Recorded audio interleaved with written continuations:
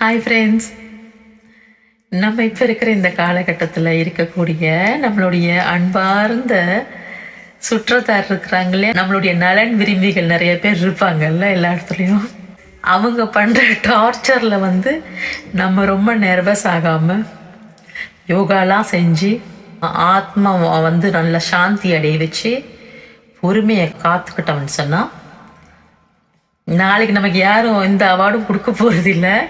ஆனால் பொறுமையாக இருந்தீங்கன்னா நீங்கள் உங்கள் வாழ்க்கையில் ஒரு வெற்றியான ஒரு இடத்துக்கு கட்டாயம் போய் சேருவீங்க. ஏன்னு சொன்னால் இந்த நீங்கள் போகக்கூடாது அப்படின்றதுக்காகவே உங்களை எவ்வளோத்துக்கு டார்ச்சர் பண்ண முடியுமோ அவ்வளோத்துக்கு டார்ச்சர் பண்ணுவாங்க. பண்ணி அது ஒரு டெஸ்டிங் பீரியட்னு வைங்க. உங்களுக்கு எவ்வளோ டார்ச்சர் பண்ண முடியுமோ அவ்வளோ பண்ணி பார்க்குறது இருந்து யோசிப்பானுங்க என்னவா இருக்கும். நம்ம போகிற வர இடம் எதுவும் விடுறதில்ல, ட்ரெயின் பஸ் ஸ்டேஷன் எதுவுமே விடுறதில்ல, எந்த ஒரு ஃபங்க்ஷன் பர்த்டே கல்யாண வீடு ரிசப்ஷன் எதுவுமே விடுறதில்ல. எல்லா இடமும் போய் அவனை மாறுறோம். இருந்தாலும் இவன் என்ன நம்ம தோன்ற குழியில் எதுலேயுமே விழாமல் போயிட்டே இருக்கான். அவங்களுக்கான பதில் தான் அப்படி திங்க் பண்ணுறவங்களுக்கான பதில் தான் இதில். நீங்கள் தோன்ற குழியிலெல்லாம் அவங்க கீழே விழுந்து தான் எழுந்திரிக்கிறாங்க. உங்களுக்கு தெரிய மாட்டேங்குது. நீங்கள் அதை ஞான கண்ணால் பார்க்கணும். ஏன்னா அவங்க நீங்கள் தோன்ற கிணத்துல எல்லாம் குழியிலெல்லாம் விழுந்துட்டு எழுந்திரிச்சு நம்ம என்ன ரெகுலராக தானே விழுந்துருக்கிறோம், இது என்ன புதுசா அப்படின்ட்டு அதை அப்படி தட்டிட்டு அவங்க பாட்டு வாக் அவுட் பண்ணிட்டு போயிட்டே இருப்பாங்க.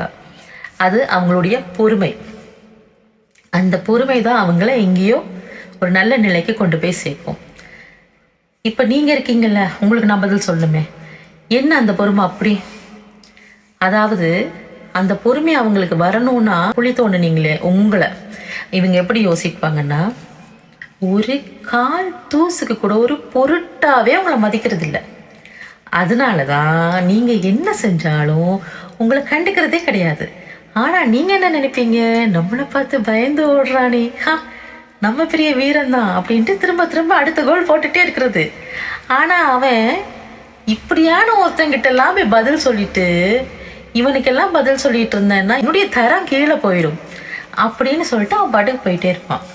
இதுதான் உண்மை. இதை தெரிஞ்சுக்கோங்க. இனிமே இப்போ யாரையும் டார்ச்சர் பண்ணாதீங்க. தேங்க்யூ. Love you all.